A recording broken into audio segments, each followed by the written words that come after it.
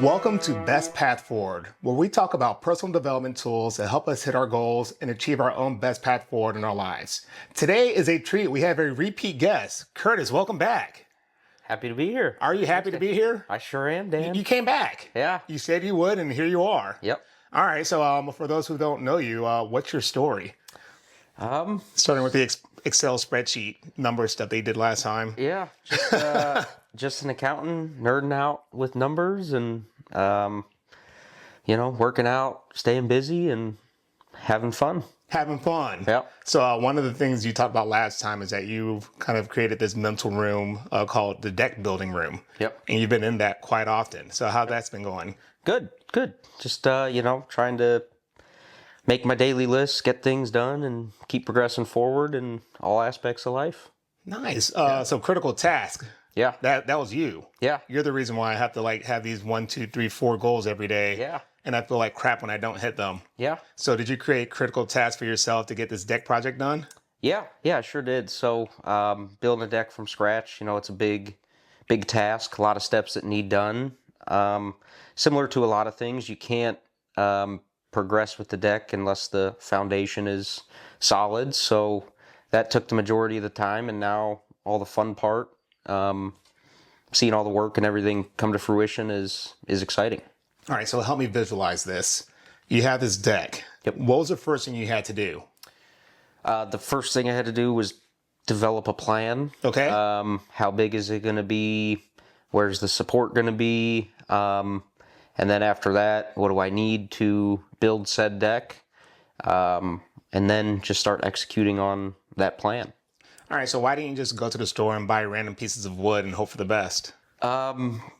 It doesn't work like that. You have to be very specific. Everything works together, and if you're just guessing at it, it's probably not going to turn out good, last long, and it would probably fall over. Yes. And there are people on there that could be dangerous, Yes. Insurance claims everywhere. Right. Yes. And it kind of reminds me of cake mixes. You're like, what's the relation there? You're nodding because you're a good person. But people have cake mixes in a box, and then people make the stuff that's in the box from scratch. Yeah. Is there a box version of a deck set, or do you have to go the other route? Oh yeah, you can buy prefab packages that just basically get dropped off at your house. It's Lincoln Logs, there's instructions. You just put everything together and whatever. But they're typically not the best material.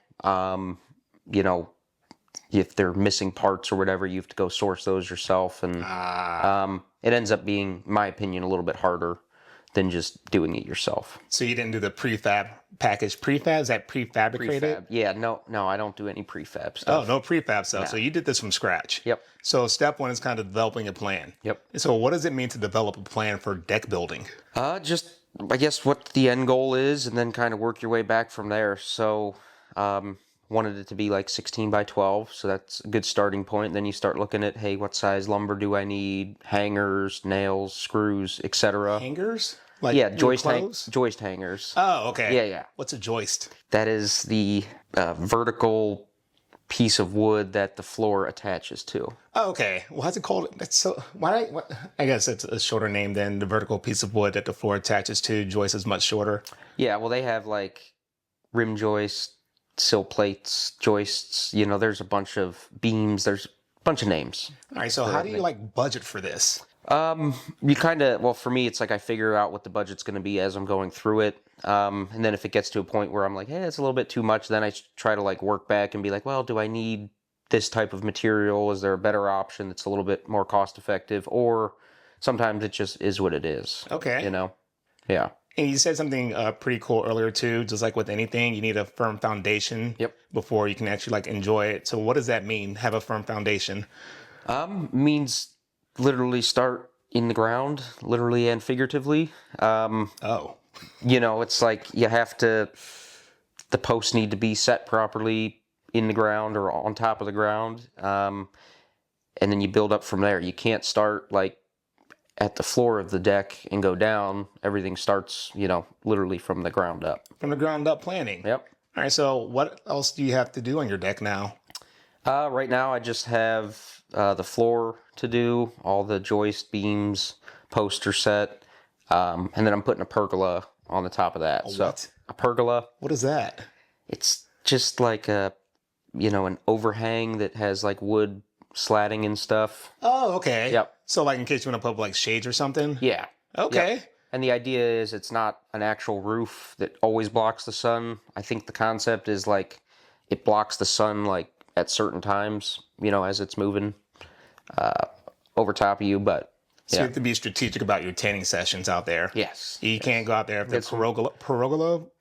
Pergola. Yeah. I was thinking pierogies. Yeah.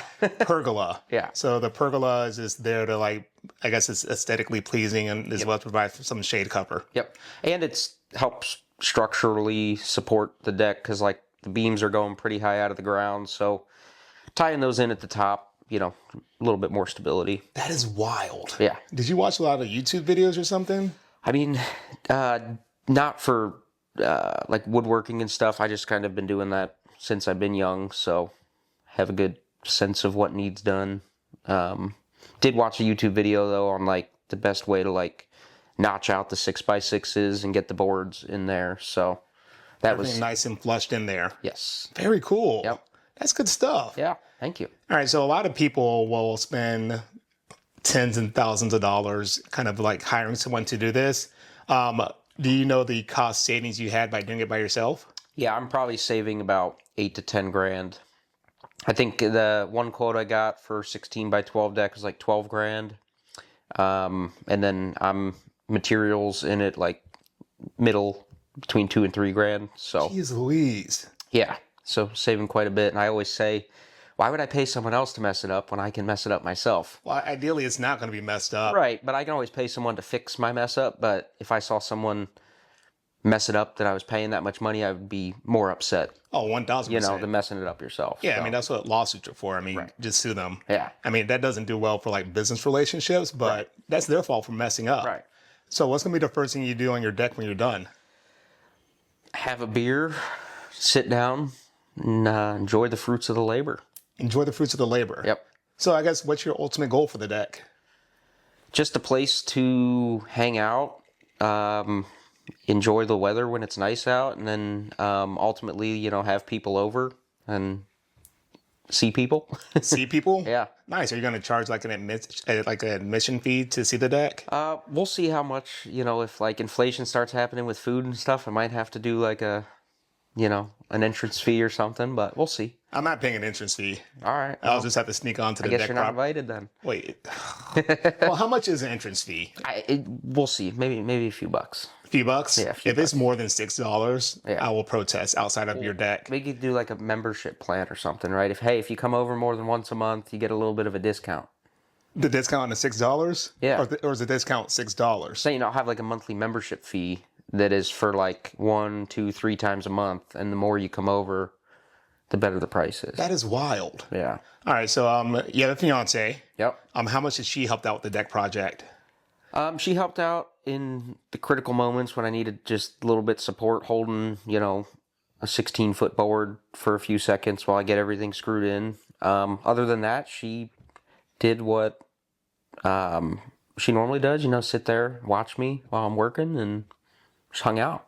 I think that's good to kind of have that support system. Yeah. You didn't need her to play like a super active role. Correct. But her just being around and kind of being there for you, I think that's huge. Yep. Because I think a lot of times we do a lot of these projects, and it's like, oh, we want someone there 24/7. Like, no, not necessarily. Just sometimes someone being around is enough. Yeah. Chances are you could probably do a lot of it yourself because you did a lot of it yourself. Yep. It's wild that you did so much for your deck. I saw a photo of it. Yep. And it looks really good. Yeah. Well, thank you, dude. Yeah. I'm excited for you to see it in person. Yeah, after I pay my $20 admission Yeah. fee. Unless I do the monthly club fee, and then it's $6 a month. Yeah. I'm not paying it. You should know that. All right. Or if I pay, I don't want you to pay me. It's okay. all right. I mean, when you say it like that, I feel bad. All right. If I pay, it's going to be probably pennies or dimes. That works. Does it? I think pennies actually they're not making them anymore, so It'll be more valuable. I don't think that's how it's going to work. I think they're just going to be obsolete. Bro, I'm going to get as many pennies as possible because they might be worth 2 cents instead of one day. Maybe. Imagine talking to your grandkids, like, hey, look at these pennies. I'm Back like, in my day, I back had in my pennies. days, these things were in circulation. They're like, oh, granddad, we love your stories. We just came over to see the deck. Yeah. It'll still be there because the way you're putting a lot of time and effort into it is good. Yep. Yeah. Yep. So what else have you been up to? I recently did the Murph. Oh no, you can't talk about that now. No? I mean, I guess. Well, that's something I did recently, But yeah, did the Murph, and it went poorly the first time. Okay. So reassessed, went back to the drawing board, if you will. Did it again a week later. Significant improvement in the time. Was happy with it. Achieved the goal that I was seeking of 45 minutes or less. And then yeah, just working. Working. Yeah. I like how you just glossed over one of the coolest accomplishments you've ever had in your life. Yeah. That's why I like you, because you're all humble about it too. Yeah. So the way I kind of want to approach this conversation, talk about Murph Part 1, Okay. do the bike brain, and then Murph Part 2. How does that sound? Yeah. All right. So like you said, you did Murph Part 1. Yep. And you and I were in pretty good communication about it and everything. You did it on a Saturday morning. Yep. So kind of talk us through what went through your mind on Murph Part 1. I was anxious. So obviously was training for it for months. Hey, what's my heart rate, cadence, running, trying to be really very specific about it, taking all this like deep thought approach and everything. Ended up waking up at like 4 a.m. on that Saturday, just like ready to go, but also like, hey, it's 4 a.m. I probably should wait a little bit. Again, just anxious, nerves. Had a banana, started drinking a little bit of Gatorade. I'm like, oh, I need intra-workout carbs and yada, yada, yada. Again, overanalyzing, overthinking everything. Started doing it. First mile went great. First half of the strength portion was good. I'm like, hey, I'm on pace. Then it kind of lost the pace on the strength portion and got to the point where I'm like, I'm not even close to my goal, but I'm going to still run the second mile. Ended up getting sick on the second mile, like the last like 0.1 miles or whatever it was. Jeez Louise. I could see the end point and I was just like getting sick in the street. Just went not great. Okay. So. What do you mean getting sick in the street? Like throwing up. Oh, you got sick. Yeah, sick. That banana. That banana, I saw the banana. Oh. saw the blue Gatorade. And I felt bad for my neighbors. I'm like, imagine waking up on a Saturday at like 8:30 in the morning and you're just having a nice coffee on your porch and you see me just throwing up in the street, I'm like, bad luck. They're like, that guy had a rough night. Yeah. But it's the opposite. You had a rough morning. Yes. Yeah. Yeah. All right. So you did, in the last, you said 0.1 mile, you saw the end goal there. And the body was like, nope, we're just going to go ahead and eject the banana and the blue Gatorade that you had. Yeah. So what happened after that? Well, I felt great. Yeah. Naturally, after you get sick. Physically felt great, but mentally I was like, wow, it took me 56 minutes, I think. Again, my goal was 45 minutes. So I wasn't close to that. So then that was just down in the dumps, the rest of the day. And then a lot of people knew I was doing it, so I'm getting texts and calls like, hey, how'd it go, whatever, and I had to tell people, it didn't go very good. So you said that you hit 56 minutes for your first ever Murph. Yep. And you were not happy about that. Correct. So how did your friends and support circle respond?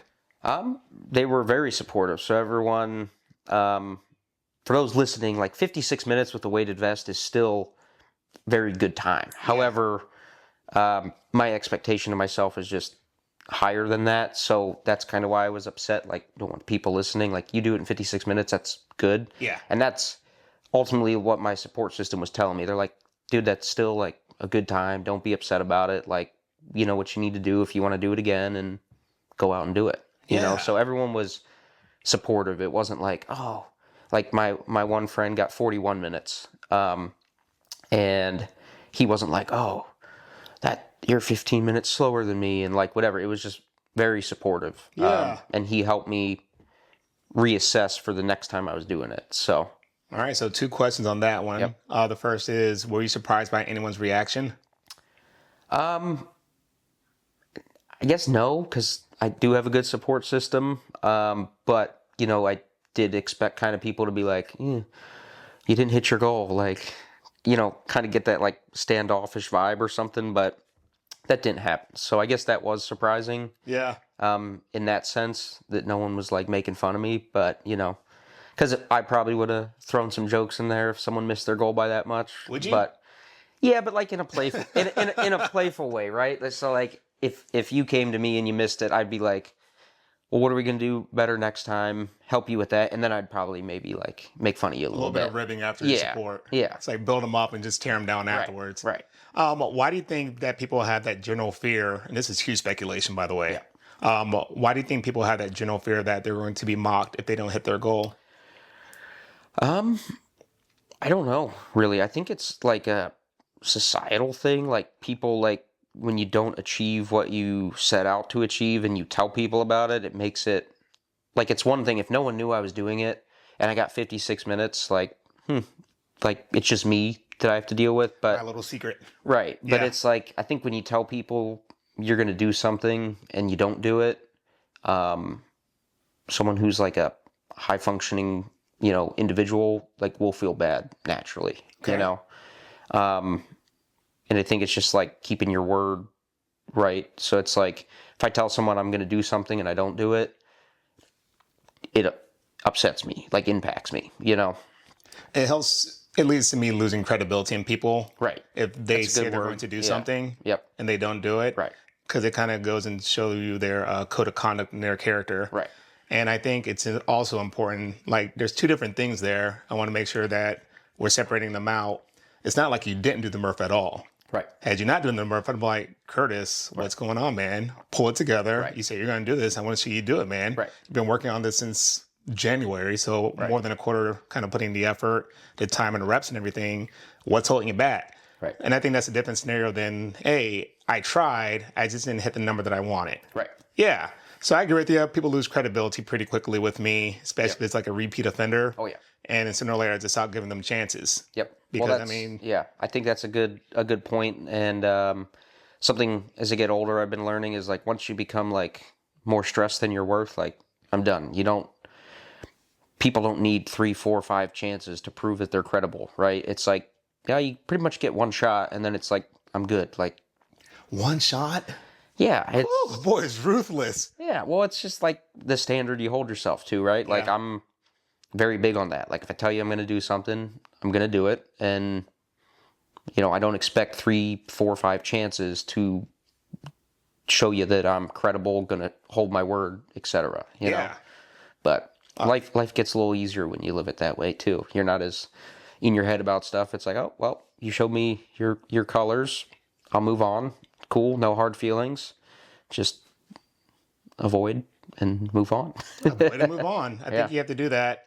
One of my favorite quotes, and I know how much of an anime nerd you are. Yeah. You watch so many anime. So much. So many, right? So you know who that guy is, don't you? In fact, I'll tell you. Don't worry about it. Don't stress your brain. I know you know who he is. That's Vegito That or is- something or other, right? Why are you like this? That's not even Dragon Ball Z. I don't know anything about. It's fine. You try. I'm surprised you knew what Vegito was. Yeah. You don't know who that is, do you? No. That was good. We'll cheers to that. Cheers. Come here. We'll cheers to that. Dragon Ball Z. All right, he's just trying to twist it dagger now. We're not going to let it happen. It's fine. But that's Naruto. Yeah, his parents love him so much. They gave him like a little demon fox when he was a little kid, put a little demon inside of him.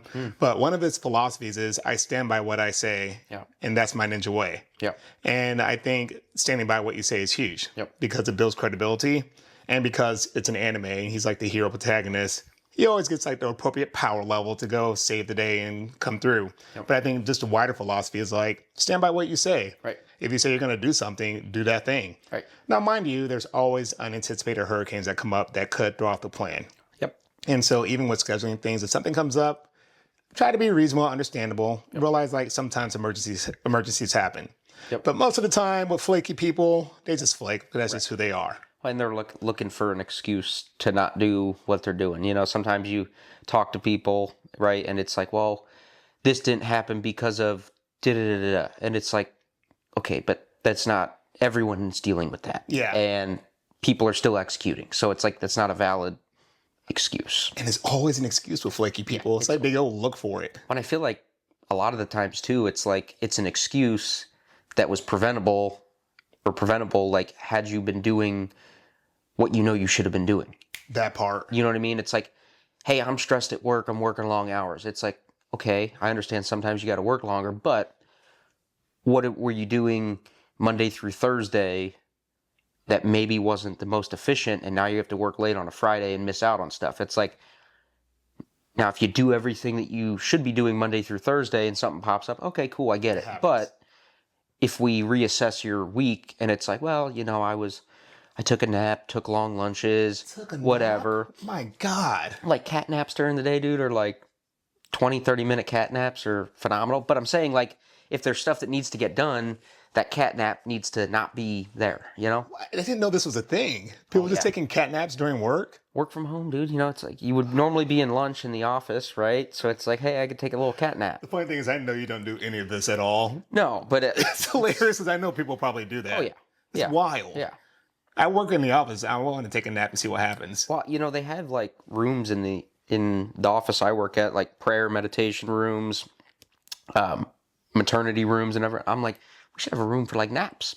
Yeah, I mean, you could. That'd be awesome. If I make one of those rooms a nap room, I'll be too poor to pay your $20 admission fee to the deck. So I'm going to avoid taking naps at work if that's right with you. Yeah, that's fine.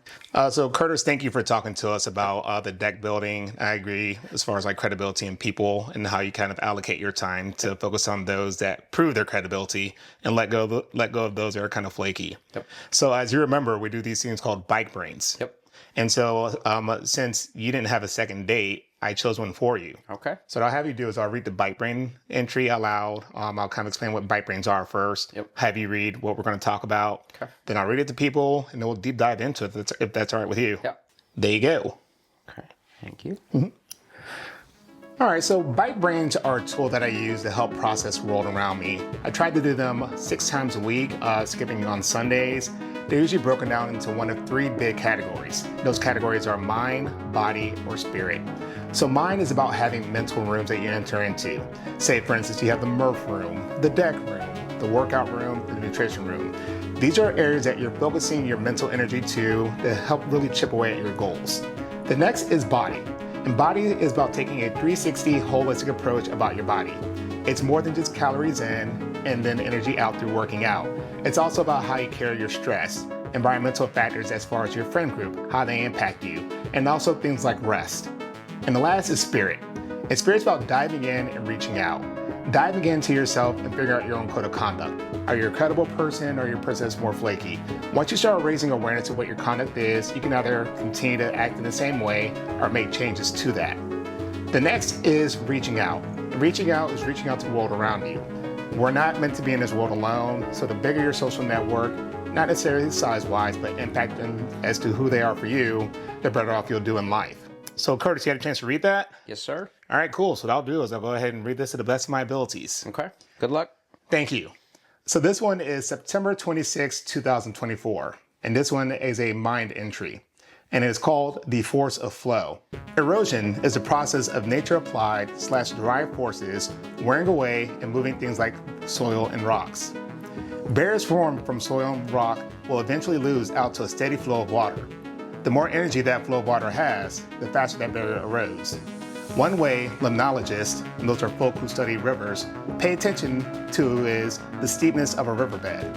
As it increases, so does the river's energy, which translates to how quickly erosion happens and ultimately how long before that natural barrier is dissipated. One of the ways you can overcome an obstacle acting as a barrier to your goal is to consistently enter that room and dive into a flow state. The more you do it, the more you'll consistently progress. Even if that progress is incremental, you'll soon have chipped away enough at that obstacle for it to erode and break away. So Curtis, I did a lot of deep diving into the Murph challenge. Yep. I want to say what I found out about it, if that's all right with you. Yep. So this is named after Lieutenant Murphy, who was tragically killed in Afghanistan in 2005. Yep. And what I didn't know is that he had his own style of workout called the body armor workout. Yep. And so after his passing, the CEO of CrossFit, Greg Glassman, posted that workout, and then people kind of rose up to the occasion to remember Lieutenant Murphy and everything that he sacrificed for our country. Yep. And so the Murph challenge, from what I've read, is 1 mile of running, followed by 100 pull-ups, 200 push-ups, 300 air squats, and then another mile after that. Yep. And then on top of that, if we really want to take it to the next level and do it like Lieutenant Murphy did, you add a weighted vest to it. Yep. So all those are presenting a lot of different obstacles. Yep. So you look at this wall of the Murph, right? Yep. There's a lot of things you have to chip away at it. Yep. And so one of the most impressive things about you is that text message I got last week that you had accomplished that. Yep. So I want you to talk us through that. Yep. Let's hear it. We want to talk about the first or the second one? Oh, we already talked the first one. I want to hear about the second one now. Second one? Okay. So, look at that smile on his face. He's so happy. yeah, so I ended up getting 44 and a half minutes. Cheers to that. Cheers to that. So 44 and a half minutes. Second time around, again, talked to my buddy who I was doing it with. He did it the week before.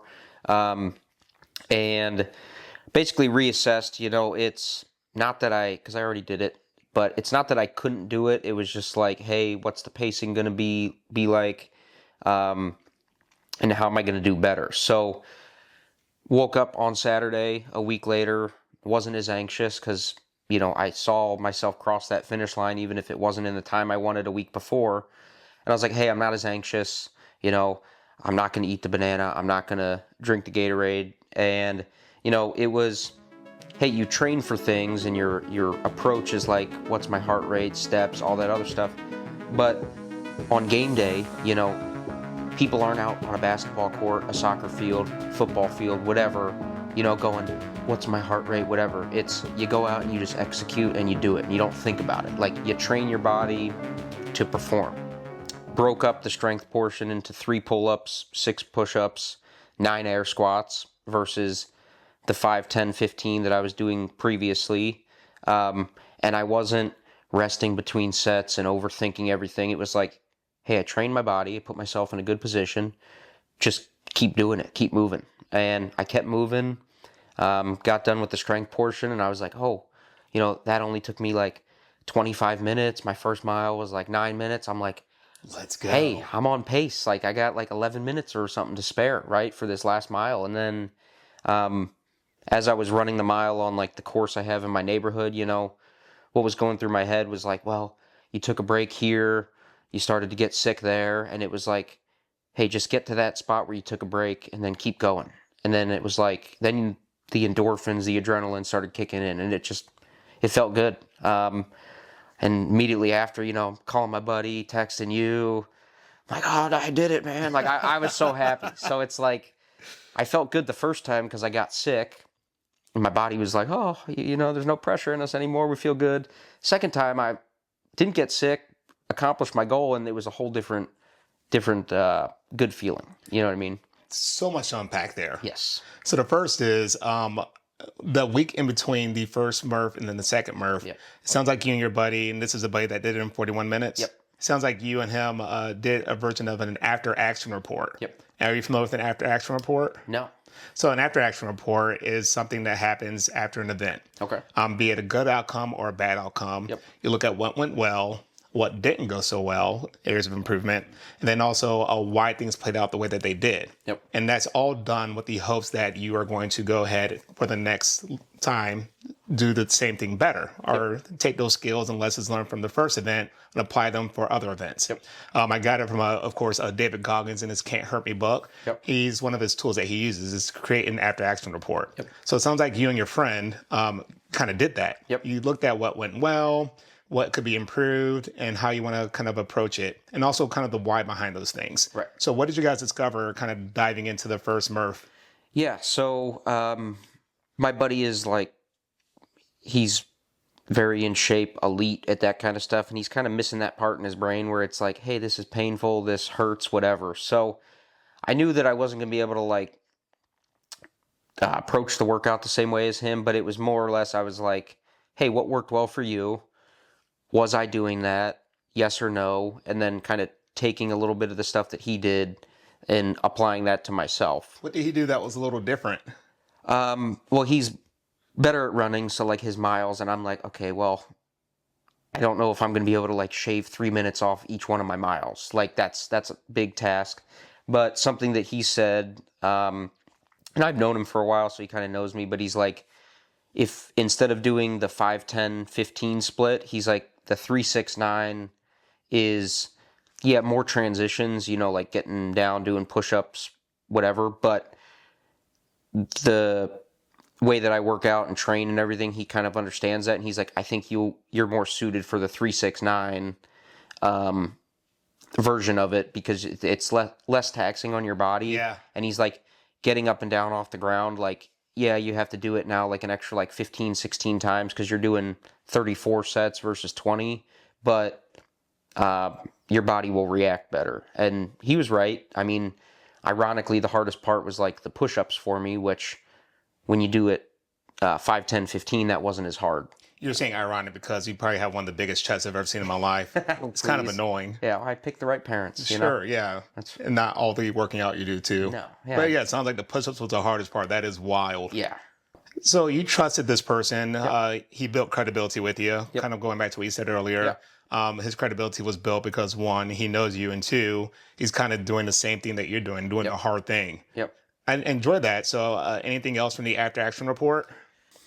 Just like having confidence in yourself, I guess, when you do the work and just go out and perform. Like, you can sit there and overanalyze, overthink everything, but at the end of the day, like, you're not going to die. I was listening to a video in that week span between the two Murphs, and a guy was saying, he's like, well, you're not going to die, and if you do, well, you're not going to be worried that you died because you're dead, right? So it's like, set yourself up for success and then trust that you're going to do what, you set yourself up to do. Heck yeah. Yeah. I saw you the day that you completed Murph number 2. We had a nice conversation. You came to the gym, jumped up to the second story of the gym. I was like, that's impressive. You still had some of that Murph energy. Yeah, I think it was all just adrenaline at that point. It was. It was nothing an impressive hurt. Vertical jump. Well, and then I got home, and then I was like, okay, I did do something today. You did. We had a conversation, and I'm not sure if you remember this part of the conversation. You said a few minutes in, you hit something called the runner's high. Do you remember that? Oh, yeah. Kind of explain that. Yeah, so people that do marathons, whatever, they say there's like this like euphoric phase you hit when you're running, and then it's just like you're cruising and it feels good. Well, I don't know if it was the weighted vest or something, but I was having a hard time getting into that mode while doing the Murph. But the second time I did it, I like hit that and I felt it, and it was like, well, nothing's gonna stop me now. Just keep moving, chugging along, one step, one rep at a time, and yeah, it was awesome. I mean, it felt very, very good. Yeah, pretty much. You know something funny? What? The reason I chose that bike brand entry, my word of the month, which just kind of sets the foundation for a lot of these bike brand entries. They'll be the same word throughout every month. It was flow. Yeah. Yeah. I like that. Do you know about the flow state? No. Tell me more about that. Yeah, so I did a deep dive in September 2024 about the flow state. Okay. And the flow state requires a couple of things. One, you have to have a clear goal, and set expectations. Number two, it has to be something that's pretty achievable. So it can't be so far out the realm that you can't do it. Yep. But it also can't be so easy that you don't feel like you're being challenged at all. Yep. And so those are the requirements for the flow state. According to the book, The Rise of Superman, is where I kind of learned all this. Okay. Fantastic book. Yep. They say it takes a few minutes to get into the flow state, but when you're there, your body just automatically goes from one thing to the next, and it almost seems effortless. Obviously, the flow state doesn't last forever. For you, 44 minutes is well within the realm of it. But you'll see it a lot with athletes and everything, and people performing these superhuman feats. It's like you see surfers, like, wow, how did they do that? Because they enter this flow state. It's not an impossible task, but it's not so easy that they can just kind of walk it off. And so I think what you did was kind of enter the flow state. You had certain things that kind of talked about there. The first is that you stop paying attention a lot to the metrics. And you start trusting your body. And so the fact that you weren't so hyper focused on like your cadence or your heart rate, it was like, hey, my body knows what to do here. I have to trust it. And so that's what you did the second time. It's like, those metrics are going to exist. Let me just dive in and enjoy the process.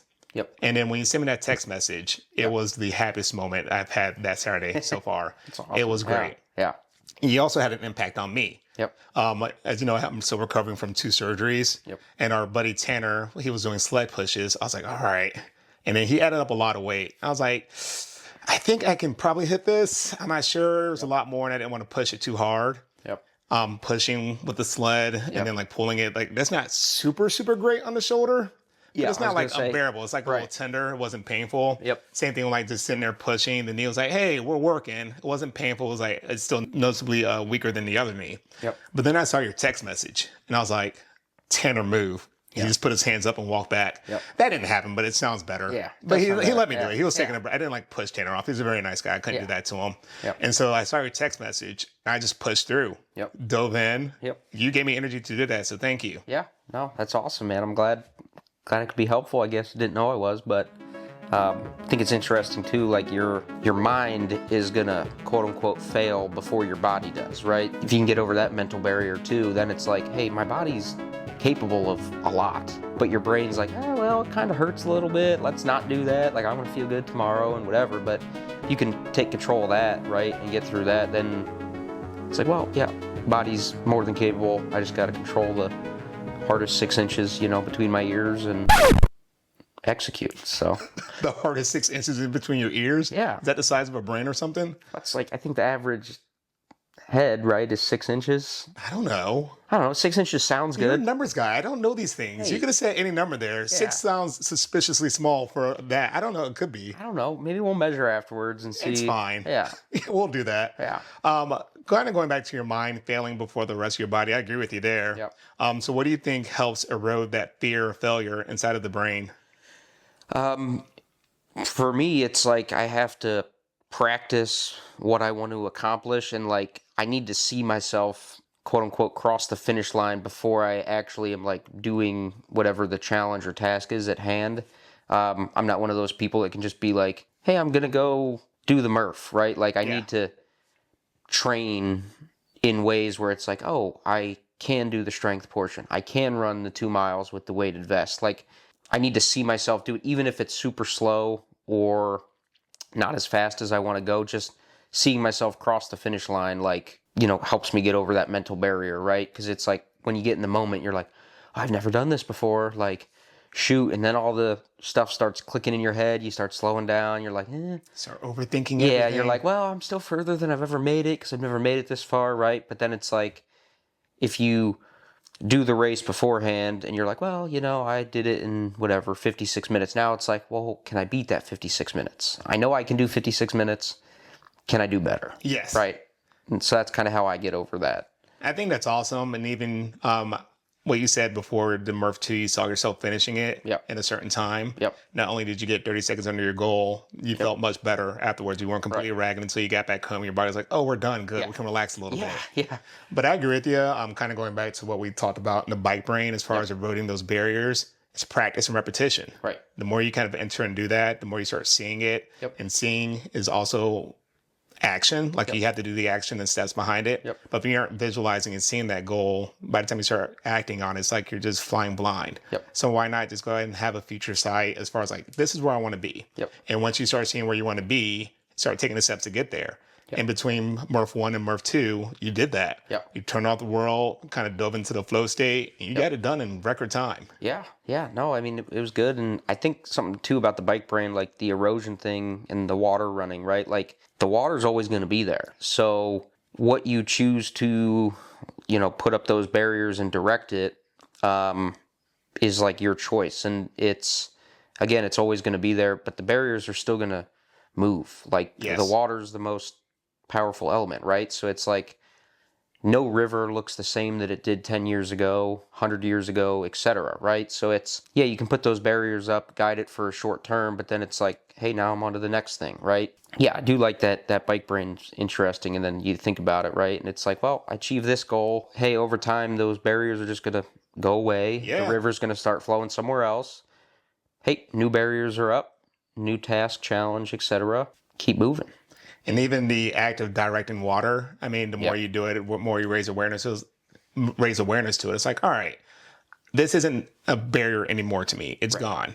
There's a new challenge. So it's like, let me go ahead and use my energy to focus on that barrier. It's the same thing you tell me about critical tasks. It's like, hey, sooner or later, once that critical task becomes a habit, you don't have to write it down. Like for me, I don't have to write down, oh, let's bike this morning, or, let's go to work. Like those are ingrained habits and things that I've done. So that doesn't have to become a critical task. And the same thing, like if there's a barrier in place, like, okay, let me focus my energy on that. Let me use the world's most powerful element internally and really focus on breaking down that barrier. Right. And at first, it's going to be very tough. But over time, it's going to have to give way, especially as you do consistent progress with it. Yep. Well, Curtis, thank you for talking to us about Murph 1 and Murph 2. I assume there's probably going to be Murph 3 in your future. Yeah, next year. Next year. Next year. All right. Yep. Do you have a goal that mentally, you don't have to share it, but do you have something you want to hit for next year? Yeah, I think there'll be new goals next year for sure. I don't know what those will be, but, we'll cross that bridge when we get there. Nice. New barriers to kind of break down. Yep. I dig it. So, Curtis, per tradition, did you come prepared to talk about a personal development tool that you use to find your own best path forward in life? Yeah. So, being a numbers guy, mine is a number. Of course it is. Let me get my pen and paper out because you know me in numbers. Yeah. So if you write down 86400. I'm not on my page yet. You're throwing numbers at me? Well, sorry, I didn't know you weren't prepared. So the shade. 86400. 86400. So that is the number of seconds in a day. Is it? Yes. 86,400 seconds? Yes. All right. The tool that I use is if someone were to if I gave you $86,400 right now, and someone on the street stole $10 of that. Wait, someone stole my money? Yeah. $10 of that $86,400. I don't like this scenario already. I know, it's tough. But the saying then goes, would you spend the other $86,390 trying to, chase down that $10? So whether it be suing the person, hiring people, to go out and find that $10, you would probably say no, or I would think, right? No, that $10 is not worth spending the other $86,390, right? Are we aligned there? You wouldn't spend all that money? No, I was doing the math. You're right. It's 86,390. That's how much I have left. Right. No, I wouldn't. No, I still have that much money left. Right. You wouldn't be worried about that $10, Is that the only time it's getting stolen, though? Or is this Yes. going to be a repeat offender? No, one time. All right. One time I thing. will let that go. Right. Yeah. Okay. You would let that $10 go. So the logic then is something bad or something doesn't go your way in a day, that those 10 seconds, now we're taking dollars to seconds, you're not going to spend the other, remainder of the day, the 86,390 seconds, worrying, laboring about those 10 seconds, right? You're going to move on, realize hey, in the grand scheme of things, it's not that big of a deal, and not let it impact the rest of your day. Okay, so I get it now. This isn't about money. You're not actually giving me 86,000. No. I mean, you could. I could. You're not. No, but you would just put that back into the monthly subscription to come over and hang out on the deck. How much is the subscription? Well, now if I'm giving you 86 Jeez grand, it might be more than $20. 50. All right. Oh, all right. I don't like the scenario. All right. So we're talking about 86,400 seconds. Yes. Something happens throughout the day, upsets me, pisses me off. Right. Makes me in rage mode. Right. That's 10 seconds worth of energy. Yep. In your theory and the approach you take is like, hey, that 10 seconds is gone. Yep. I don't need to spend the rest of my day focused on that 10 seconds. Correct. I'm not going to let that 10 seconds ruin my whole day. Right.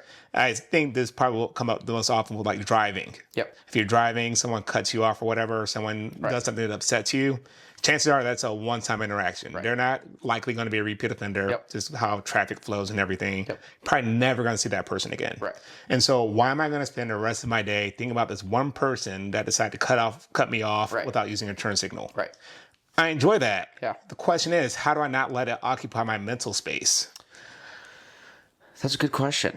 I think you have to have the predetermined mindset that it's not going to impact it, right? Because, the mind is going to go where we want it to go at times. So if you wake up every day and you're like, hey, bad things are going to happen, things that are out of my control are going to happen, what I then choose to do afterwards that's on you, right?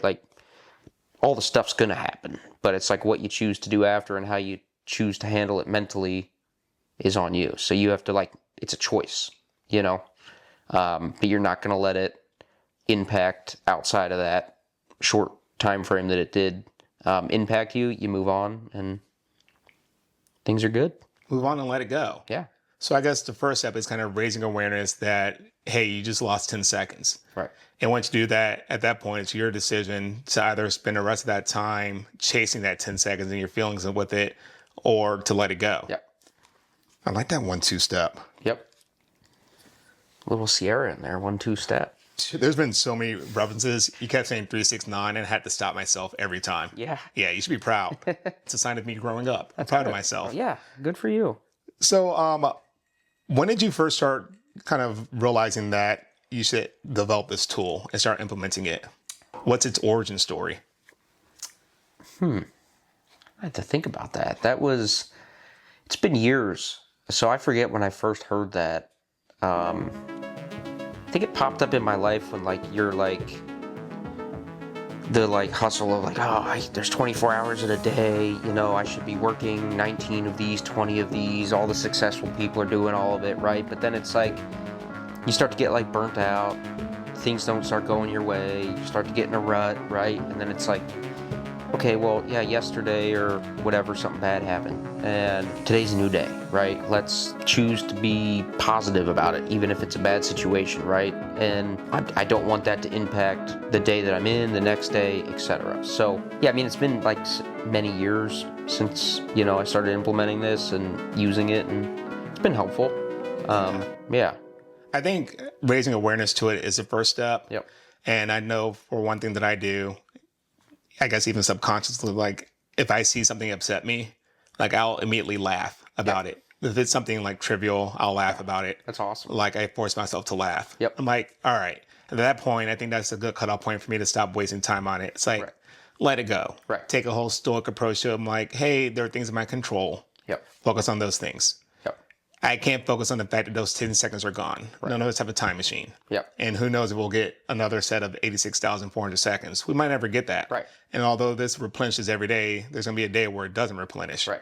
And so I love that once you raise awareness to it, for me to kind of decide at that point, do I still want to be angry about this? I'll just laugh after it happens. Laugh it off, it happens. Right. And then I put myself in that person's shoes too. Chances are, more likely than not, they were not trying to be an a-hole. Right. Chances are they're probably rushed and stressed themselves. And so I think I add a layer of empathy to it as well. Yep. It's yeah, this is upsetting me, but chances are they were not trying to do that. Yep. Chances are they're focused on their own world, like all of us are. Yep. Yes, it was a selfish thing in my eyes, but in their eyes, oh, I saw an opportunity, I just took it. Yeah. They didn't pause on it. Right. And this is just strictly sticking to the driving example. Yep. And so I think once I take a step back from laughing at it and realize you know what? We're going to show a little bit of grace here. Yep. I think that's really helps me save the rest of the seconds. Yep. I dig that. Yep. So any other steps for your 86,400 second tool? No, I mean, I think it's relatively straightforward, what you choose to do with the remainder of your day after something's taken or something doesn't go right, is on you, Responsibility is huge. Yep. Especially when it's in your own actions. Yep. So the hardest question is this, what are you going to call this?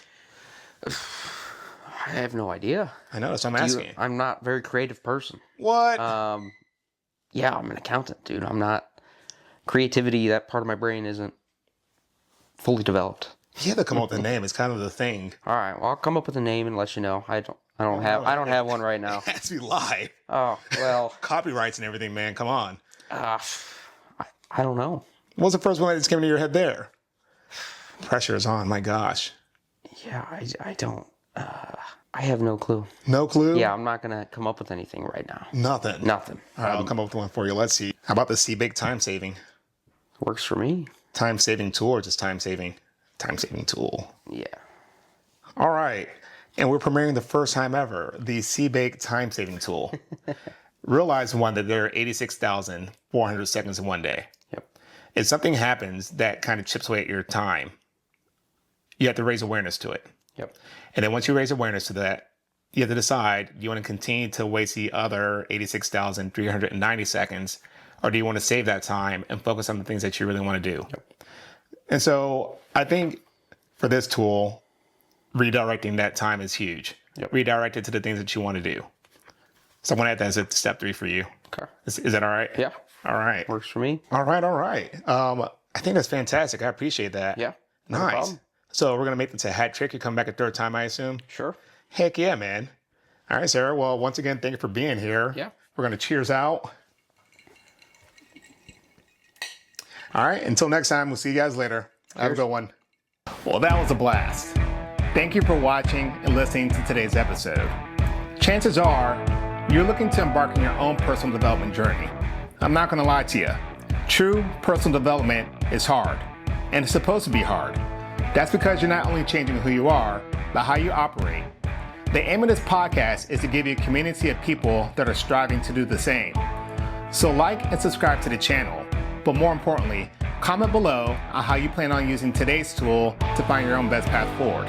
We'll see you next time.